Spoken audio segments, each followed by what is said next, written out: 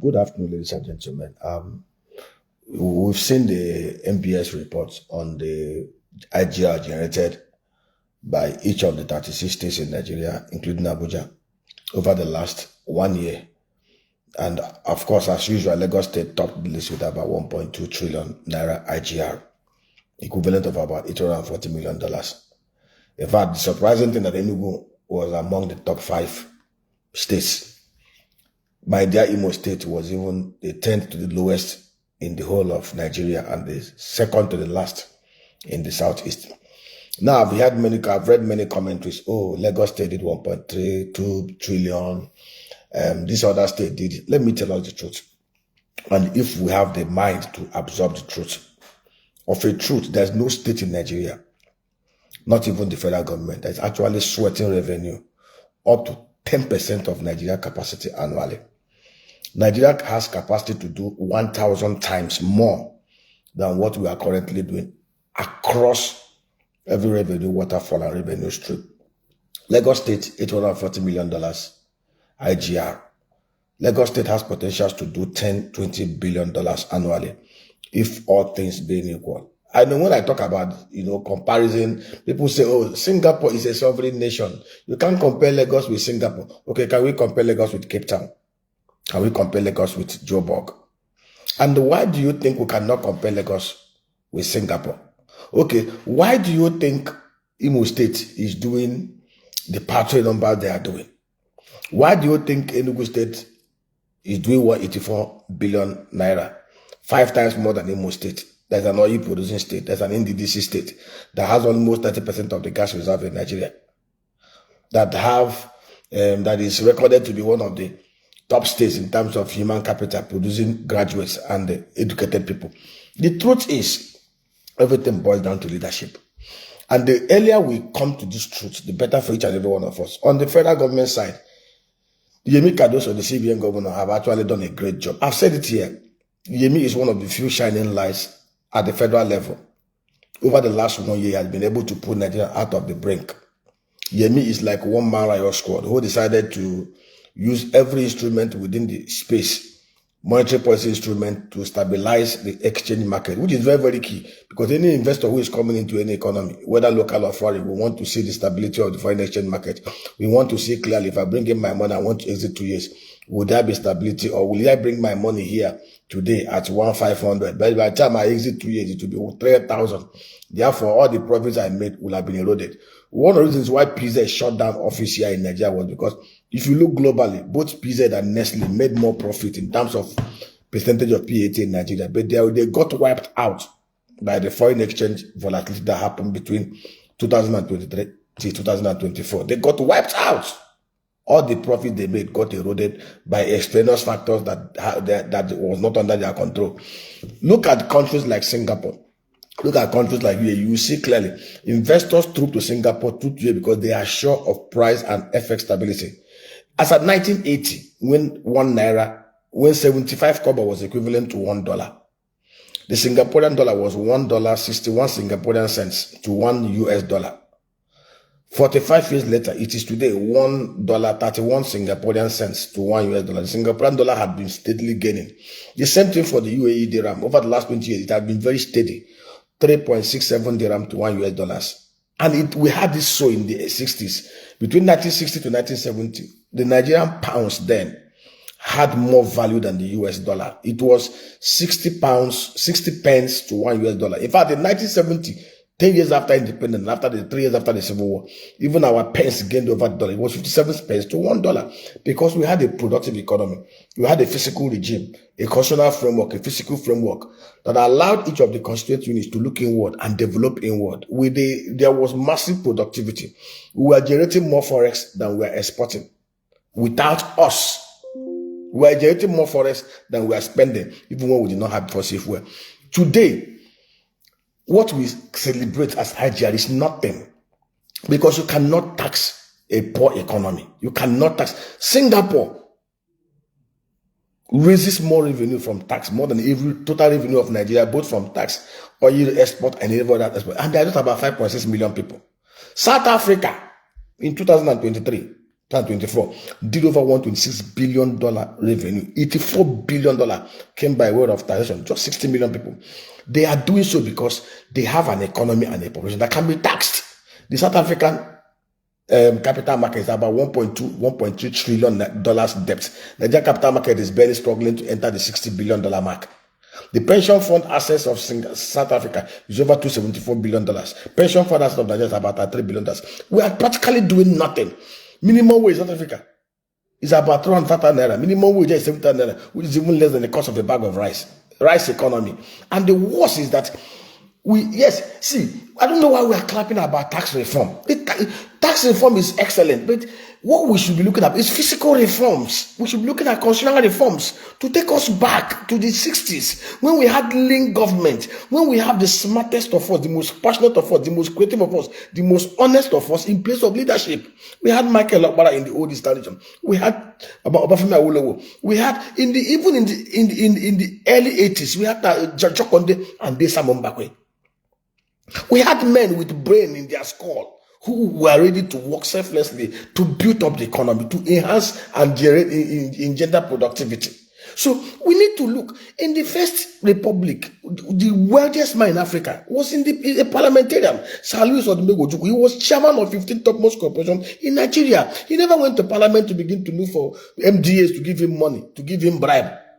He didn't go there to show up his second economic life. He was a thoroughbred, thorough-trained, educated, wealthy billionaire who went there to use his wealth of knowledge and experiences to craft laws and make policies that will help us build up Nigeria. We know the foundational problem of this country. We are not tackling it. In Nigeria today, I saw the guy, Oloyede, he was even happy saying that under the new tax reform, 90% of Nigerians are exempted. Are we happy to see that 90% of Nigerians are so poor they can't pay tax? It's an achievement. We should be thinking about how do we show up productivity in this economy in such a way that over 65% of adult Nigerians will generate enough money to be wealthy enough to pay taxes. In Singapore, 1 out of every 15 Singaporean is a dollar billionaire. GDP per capita is about $84 billion. I don't know how we got to this level where we celebrate mediocrity, we celebrate poverty, we celebrate all manner of awareness. The truth is, Lagos State can do $20 billion IGR. Imo State can do $3 billion IGR. But we need to fix the insecurity. We need to carry out massive constitutional and physical reform. We need to get those at the constituent units, the governors and local government chairman, to pull their weights and those on the physical and the federal government to support the great yeoman's job Yemi Cardoso is doing on the monetary side. And we know this truth. This country ticks the right boxes to become $1 trillion economy. And it's not by accident. Between 1960 to 1970, we were far ahead of Singapore, far ahead of Malaysia, far ahead of Brazil, far ahead of South Korea, far ahead of Indonesia.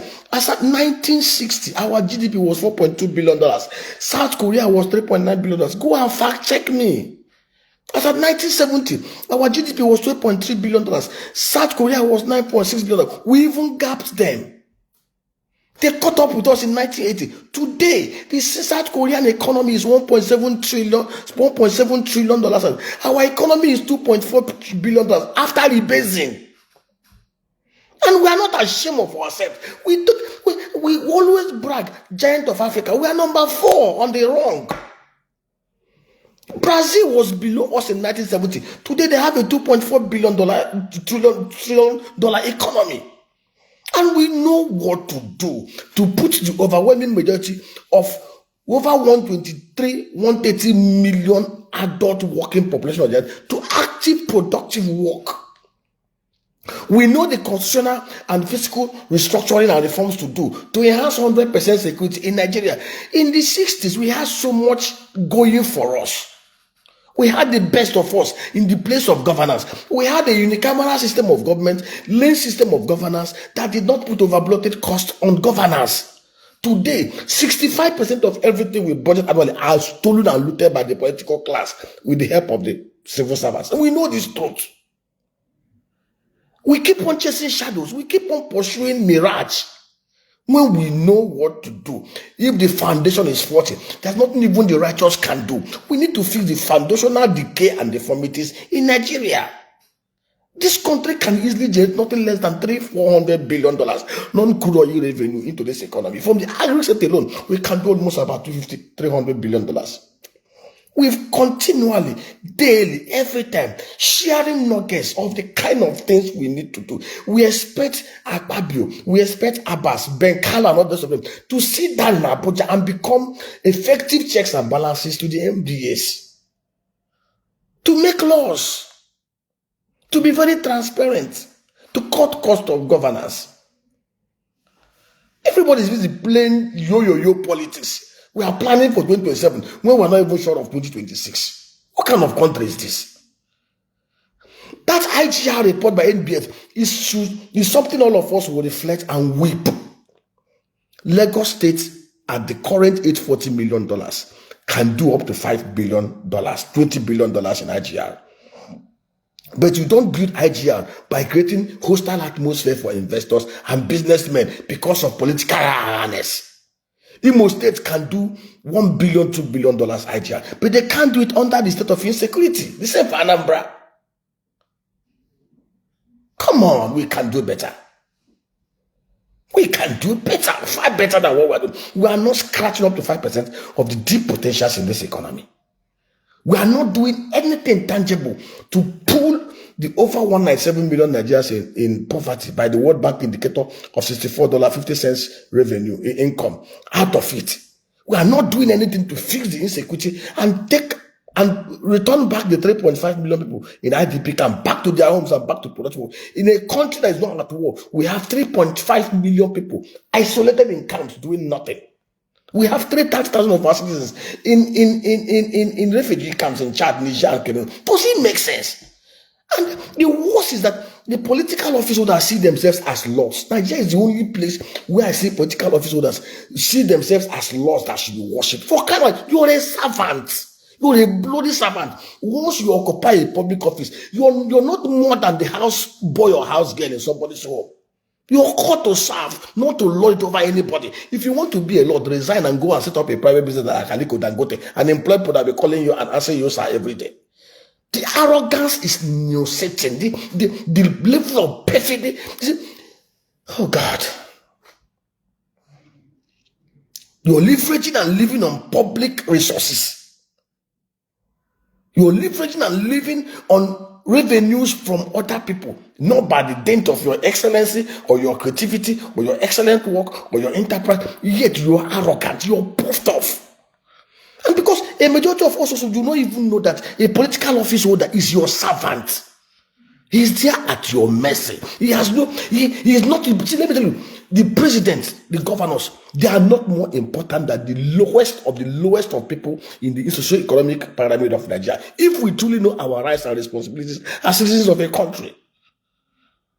Because a majority of us are this ignorant. We see people that are supposed to be working for us as lords. We glorify and worship common thieves. God have mercy on us. Bye-bye now.